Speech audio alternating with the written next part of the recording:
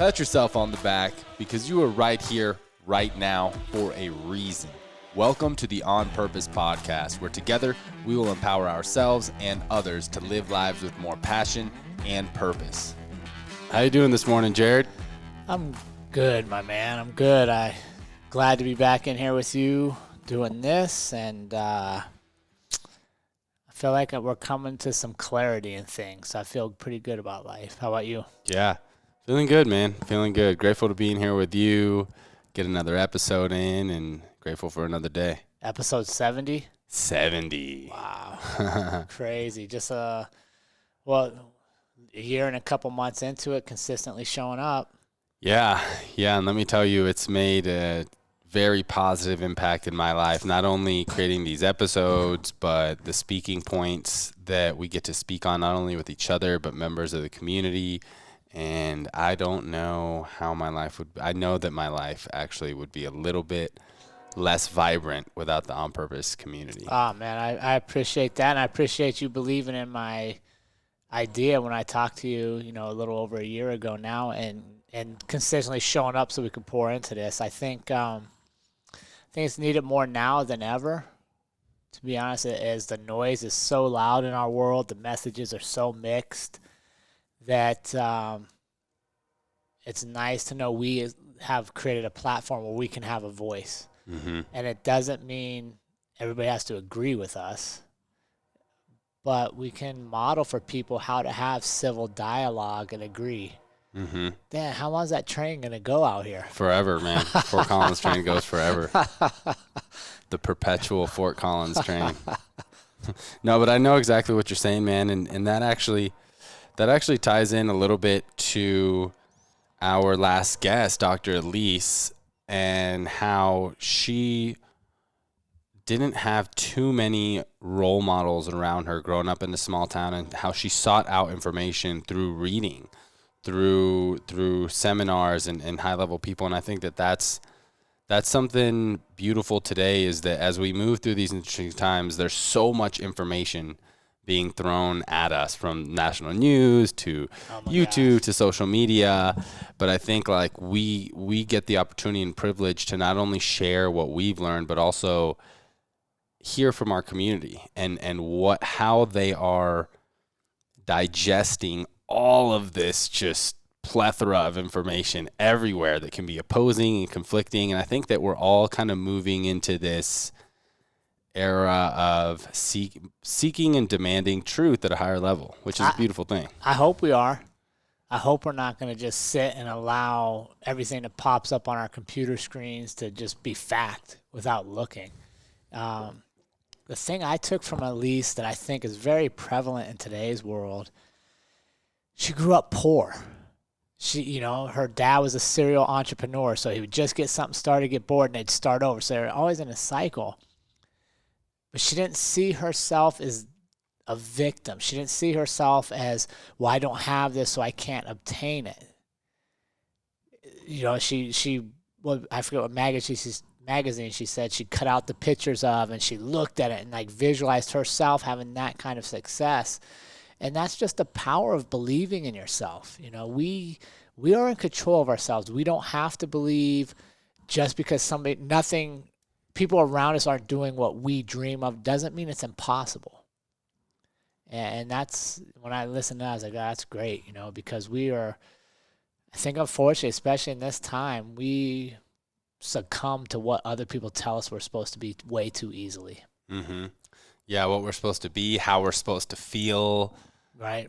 Yep. What we're supposed to look like, and she fought back and believed in herself, and now you look at her, you would never guess she was a small town farm girl from Minnesota. Mm-hmm.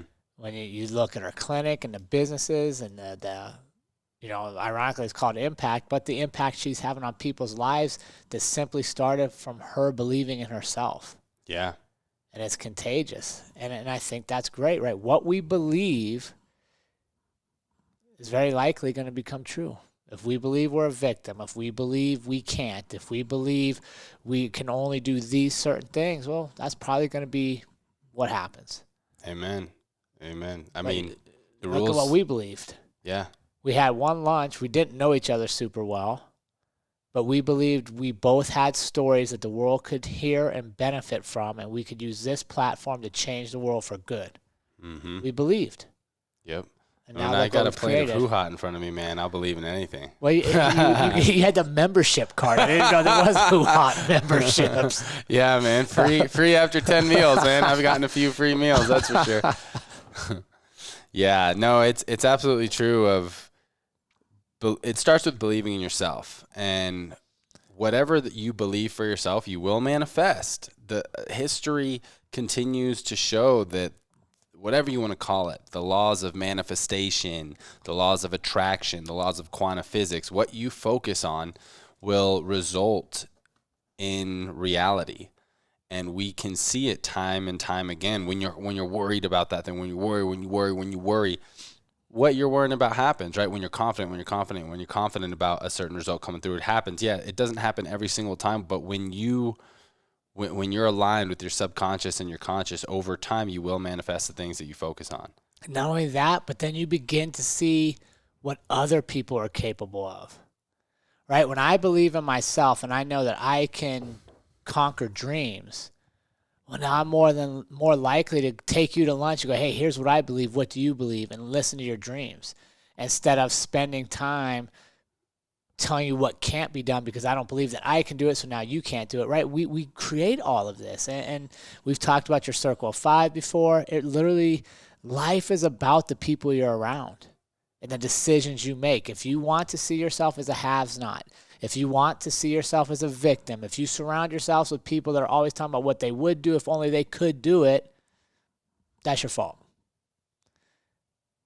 Conversely, because there's right across the street, there's a dreamer. Right down the road, there's somebody that came from nothing, maybe even less than what you had, that made themselves into something. Go hang out with them. Right. But we don't want to, because sometimes misery loves company. And if we just sit and we talk about what could be if only if, there's no work to be done. Yeah. It doesn't require any effort to sit and bash everybody around you. It's easy. Then you wake up the next day and you're in the same fucking spot. Do it again. Go on social media. We type out mean words to each other. You know what I mean? Like, we literally live in this cycle, and then we wonder, every 4 years we're going to get a new president that's going to change all of my life. No, nobody's changing your life until you change your life. Which is a good segue, I think, for today's episode. Amen to that, brother. Episode 70. Is this the end of America? Is this the end, Jared? What do you think? With all this turmoil in our country, or at least what we're being shown, right? All this turmoil that we are being led to believe, I will say, are we living what may be known as the end of America as we know it? Part of me hopes so, to be perfectly honest with you. I hope we are living the end of certain aspects of America. I hope we're ending the part of America where citizens just go about their daily lives and pay little attention to what the elected officials do. I hope we're being woke up to just the greed and some I would even say evilness that exists at some of the higher levels of our government, right? And I say that based on this. We have literally in 2020 gone from one chaotic thing to the next with very little conclusion to the last chaotic thing before we're to the next one. Yeah. As we're recording this, they just came out and said that COVID is now actually not passed by asymptomatic people. Yet when I go outside, I still see people wearing masks because they were told to wear a mask. And what does asymptomatic mean? It means you don't show symptoms. You have it, but you don't have symptoms. Oh, okay. Right? That was the big fear before, right? Well, you could have it, but you don't know it, and you could still make me sick. Well, now they're saying that's not true. And I hope that we're at the end of hiding from shit, right? Racism has been an issue.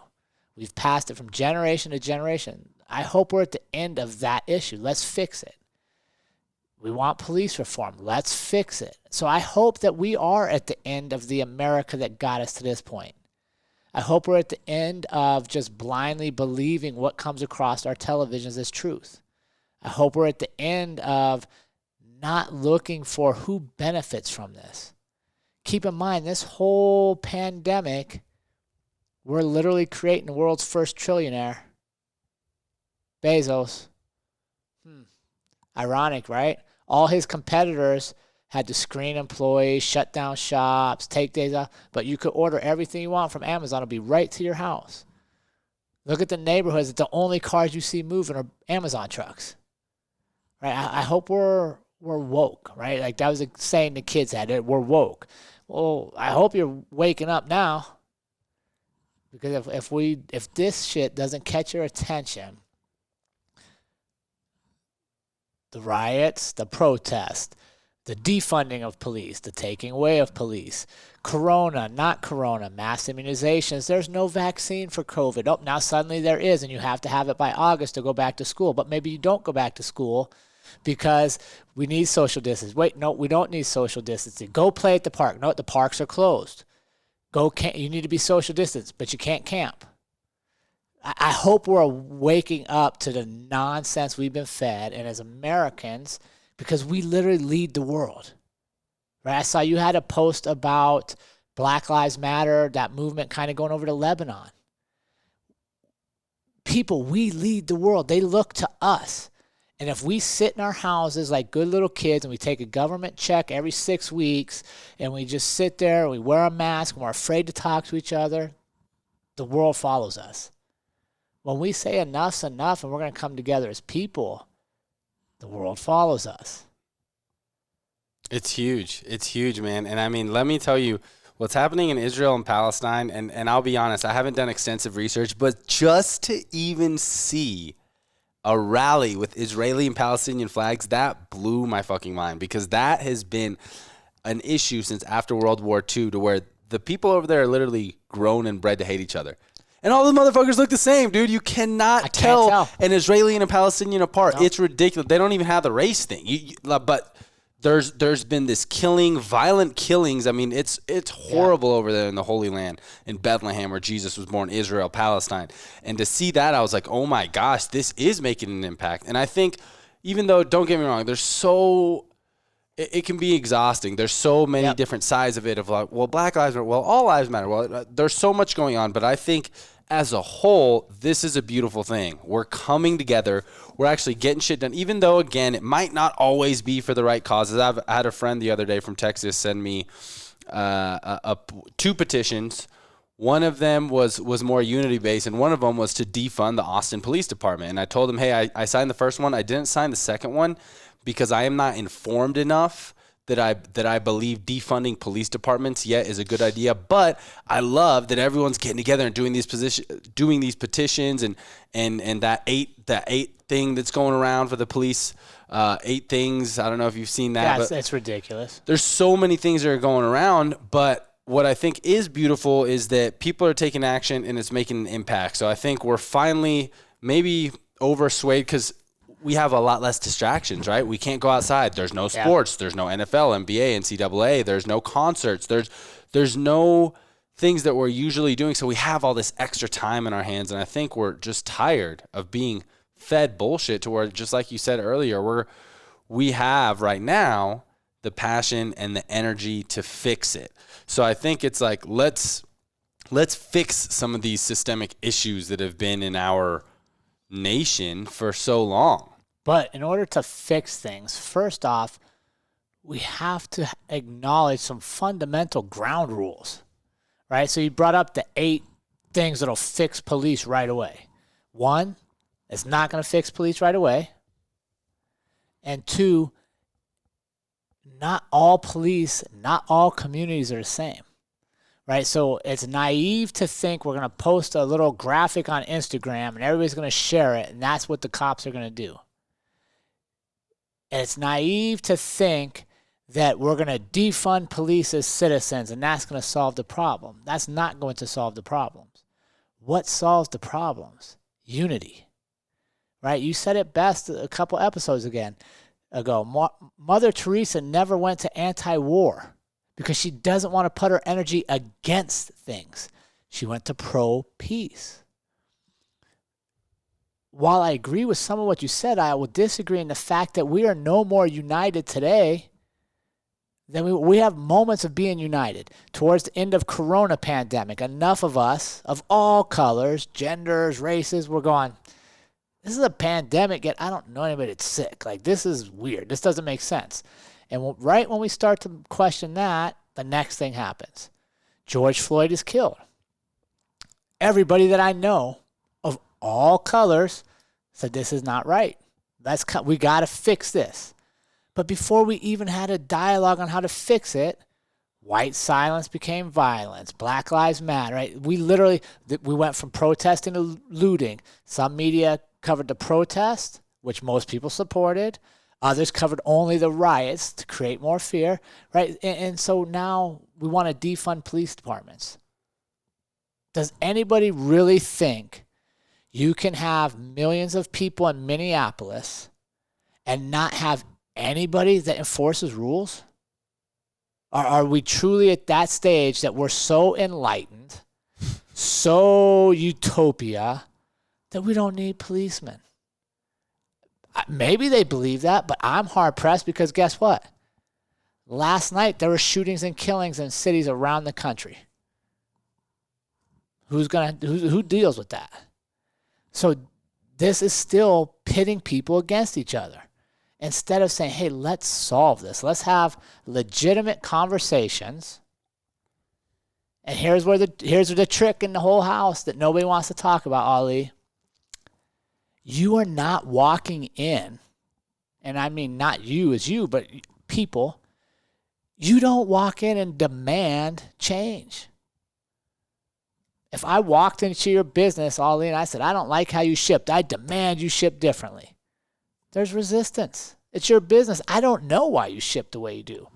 So why do we have this fallacy that we're going to send out social media memes and change what everybody does? No, we need to be realistic. Let's start with a conversation to learn why people think the way they do.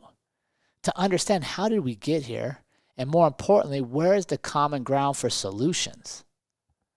Right? Police are not the enemy. Was that guy in Minneapolis wrong? Absolutely. Let him suffer the consequences.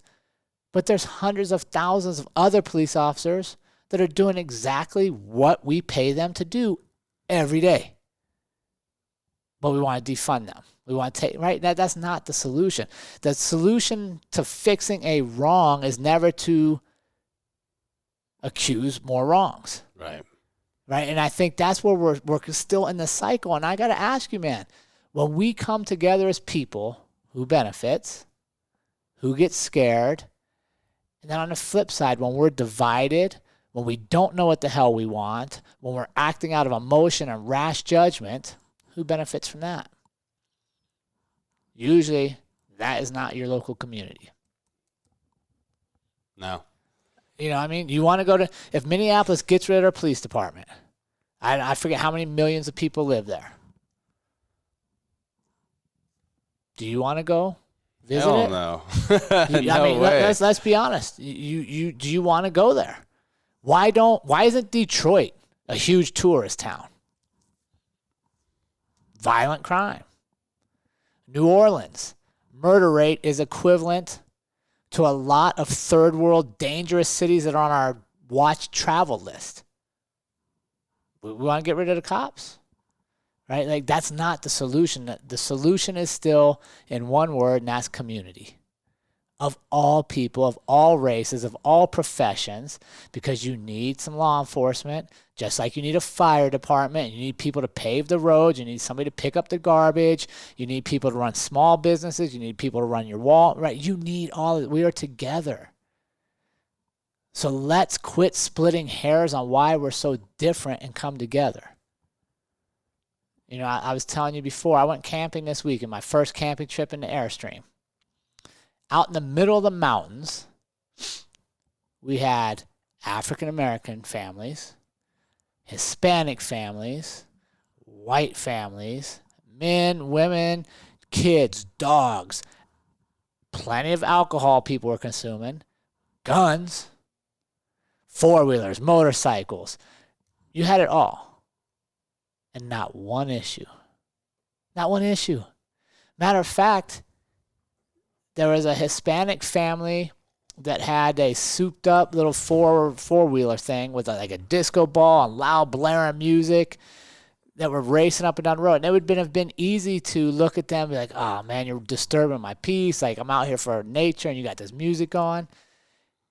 And at 3 a.m, they're out cruising the back roads looking for lost drunk people as the Ubers of the campground. Right? So not only do we have people of all races, ethnicities, socioeconomic status, there were no problems. As a matter of fact, they actually looked out for each other. But you know what we didn't have up there? Internet. No cell phone coverage. So we didn't know we should still be hating each other. We didn't know that we should be marching against each other, and that if my whiteness is violence, and you know, right? What? No, why? Because we were people. At the core of it, we're all people. And I'm going to just throw this out. As Americans, we are some of the luckiest people on earth. Amen. Because we can change our lives any day we choose to wake up. You want to be different today? Be different. You want to sell bee nails and go follow me around in your RV? Let's do it. But let's quit sitting back and let everybody tell us we're victims of all this. We're victims of that. We're the bad guys. We're not the bad guys. And there's so many conspiracies out there. There's so many different theories. But the reality is, as Americans, our strength comes from the people. And over time, the government has started to think they are the people. And when we say enough's enough, your policies, your rules, your laws no longer serve us, and we stand up at the local community, not sitting around waiting every 4 years for a president, we can make substantial change. You want different policing in your community, get involved with your police department. Right. You want different business ethics in your local community, join the Chamber of Commerce. You want the damn roads to be paved better in your local community, go talk to the road paving department. But quit sitting around on your ass, putting out mean shit on social media, blaming, because you're not helping. Right. Yeah, I think you're right in the fact that this is the end of America as we know it, and I hope so too, that we're realizing we do have the power. Never in my life has a president really affected my day-to-day. Never in my life has some of these petitions or memes or anything that people are putting out has affected my day-to-day. And it's always magnified. It's always magnified. It's never my experience or the people that I know experience. You know, right. I grew up in Texas.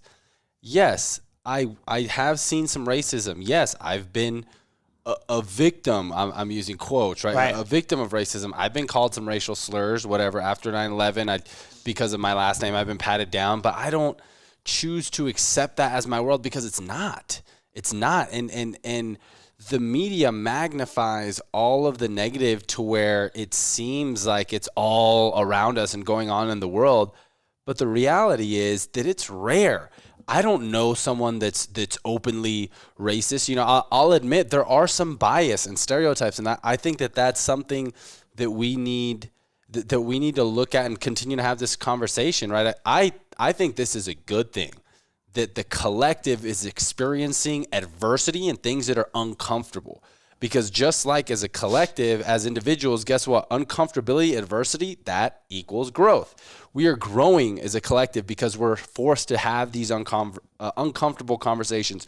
Okay, let's talk about racism. Let's talk about our differences. Let's talk about what emotions we have going on, right? I'd like to bring an example of my girlfriend, Courtney. One of her best friends, a black woman who she went to college with, she knows very well for years and years and years, they hadn't talked in months. And she reached out to Courtney and said, hey, dude, I'm really upset. You haven't reached out to me, checked in on me. Am I okay? And it caused kind of this rift, and Courtney kind of felt attacked, like, wait, what? Like, I didn't know I'm supposed to. And they really got to hash some things out, and now their friendship is better. There's so many underlying things beyond just the elementary stuff. It's elementary, bro. We know you're not supposed to be racist. You're not supposed to judge someone on the color of their skin. That is elementary. That is something that's taught.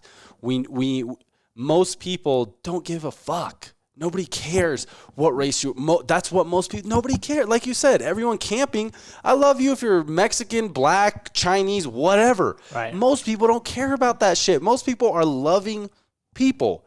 But because the media puts all of this bullshit out, we start to think like, oh, well, should I be scared? Yes, there's stereotypes, right, for different races and cultures. I always share this example.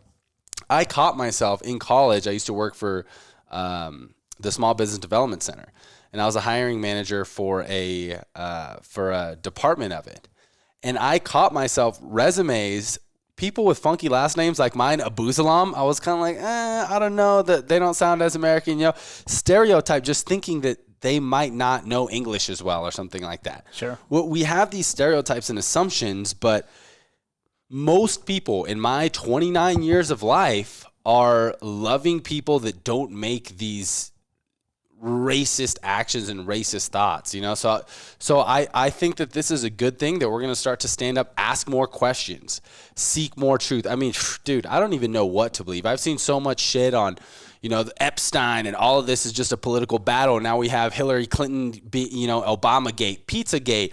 All of our politicians are pedophiles. Yeah. All this shit going on, to where it's like, is really everything that we're seeing in the news just kind of a battle to make each other look worse on the executive political level? I don't know. We're trying to seek truth. We're having these conversations. Yeah. There's a lot of what some people would call legitimate sources arguing opposite sides of the world government. I was showing you the Georgia Guidestones, right? The New World Order. Yeah. There's all this crazy shit out there. And I think the most important thing is, again, going back to love. Love always wins. Love is undefeated. We're the ones who are uniting, loving each other, and seeking truth together. One more thing I want to say about that is I feel very grateful to have been an avid seeker of truth since I was 5 years old. I come from a Catholic and Muslim family. Yeah. My father told me, hey, your abuelita, your abuelito, your mom are all going to hell, right?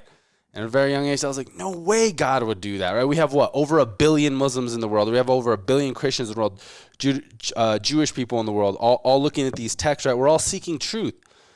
And it's a perpetual thing. You never read the Bible once. Oh, I got it. I understand all truth, right? We're continuously reading. We're having conversations about it. And not just the Bible. All sacred texts. And right now, too, same thing. We have to seek truth in a united and loving way without bashing each other. And I think that, and I think that's where we're at. We're given another opportunity here with coronavirus, with the death of George Floyd, with the death of all of these Black Americans. Right now, okay, this is an issue.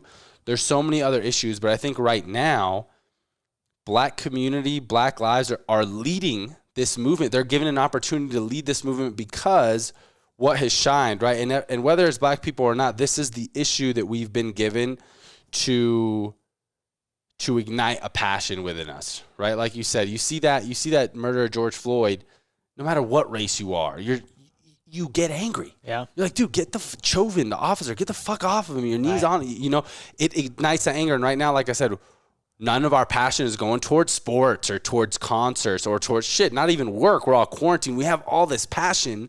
So you show us that. And instead of separate us, like maybe some of these outlets want to do, we're uniting. And I think that's a beautiful thing. With that, there's going to be some bullshit. There's going to be some looting. There's going to be some misdirected passion that wants to defund all the police departments. Like, that's probably a fucking horrible idea.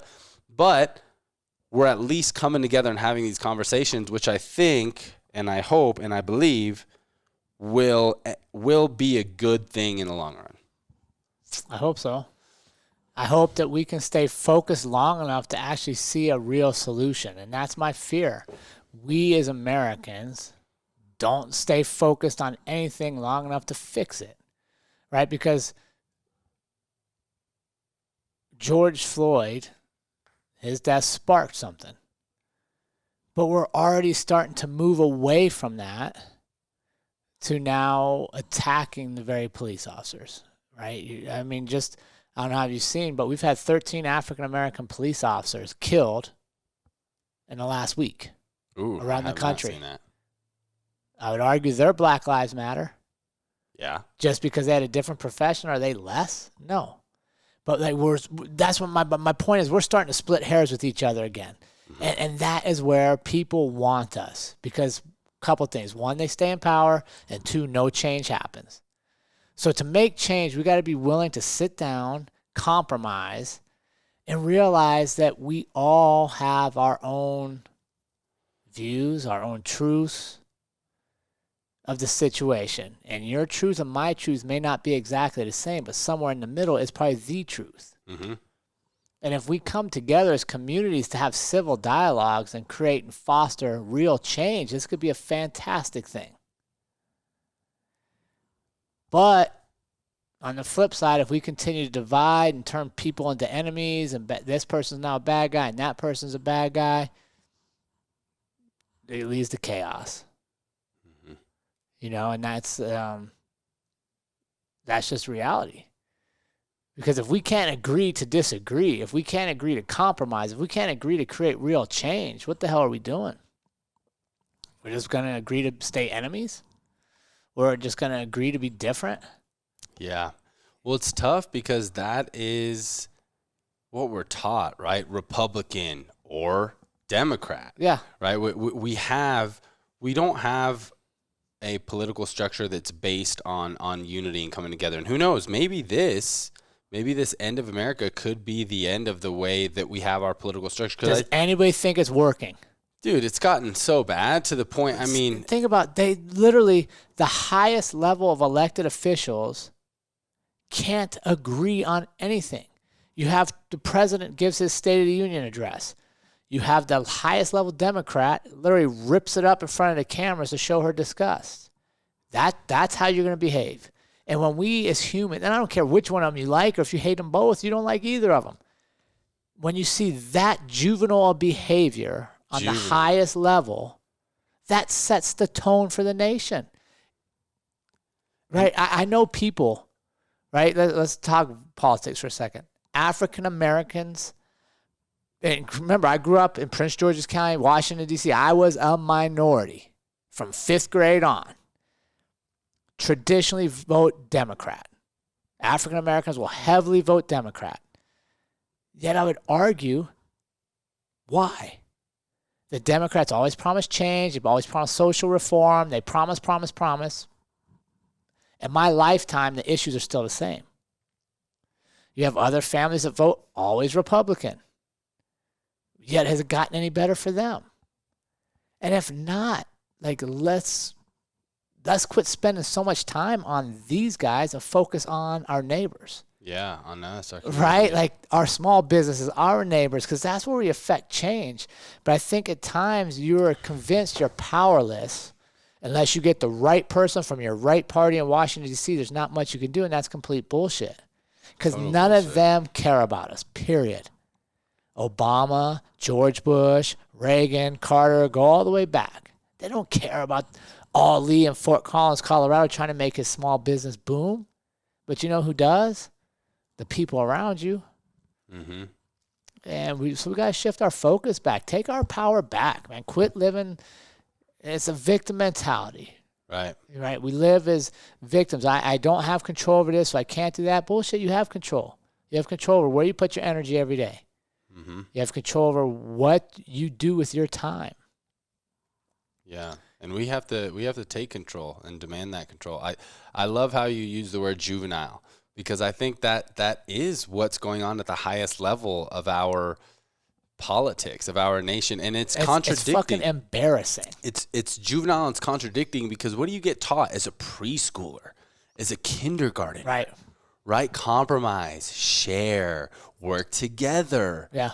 And then we're seeing the leaders of our nation, of our world, not a single thing that they're like, oh, have you ever seen like Obama or Biden compliment Trump or vice versa? No, it's unheard of. They don't get along, share, or work together for anything, for the most important job in the nation, to run our entire nation, and they can't work together at all in the free world. and they can't get together. So that's when as people of our nation, we need to unite and take action, take some things into our own hands, like our local communities, right? I love beautiful Fort Collins. I got to go to the Black Lives Matter March, meet the chief of police. He got to speak. I got to share some words and got to speak to the youth there. And what we see in the news was nothing compared to what happened here. Beautiful, peaceful protest, probably 90% white people. Yeah, I know it's Fort Collins, but still, so many people out there protesting for unity, for love, and it was a beautiful thing. And knowing you, we've talked about, okay, what can we actually do if we want to make a difference? We have that control. We can petition. We can meet with these government officials. We can meet with people and do something instead of, go vote. Okay, yeah, that's important. What are you going to vote for? The same group of people that were there before? No, same thing. You get more involved. Demand your change. And it's like I talked at the gym the other night. We had a good class running completely against COVID requirements because that shit doesn't work for small business anymore, and we're done with it. And guess what? There was men, women, people of all colors, races, different religions on the mats training hard, and nobody cared. No one cares. Nobody cared because they were there to make themselves better. They were there to help you get better. Mm-hmm. So if we can do it in a mixed martial arts gym, if we can do it camping, can we do it in our neighborhoods? Can we do it at the grocery store? I don't think we're as dumb or as incapable as people want us to believe. So if we just wake up tomorrow and we go, you know what? I'm going to be kind. Just be kind. Say hello to a stranger. Help somebody that may need a hand. Just do that. Let's start small. If we are kind to the people we encounter every day, and then you in turn are kind, we can defeat the stupidity that's being force-fed to us. There's plenty of money for small businesses. There's plenty of success for all humans. We don't need to buy into fear and hysteria. So let's just decide that we're going to wake up and we're going to be kind. That's it. Amen. And it feels better. Sometimes we're a little nervous because we've been so conditioned to be separated, right? It may be weird to say good morning or we're all keyboard warriors, right? But it feels better when you make that initiative. And I say this all the time, but I'll say it again. There's a reason why the absolute worst punishment on a human being is solitary confinement, because we're made to interact. We're made to love each other. We're made to communicate. That's why this quarantine is so hard for us. We're meant to be social.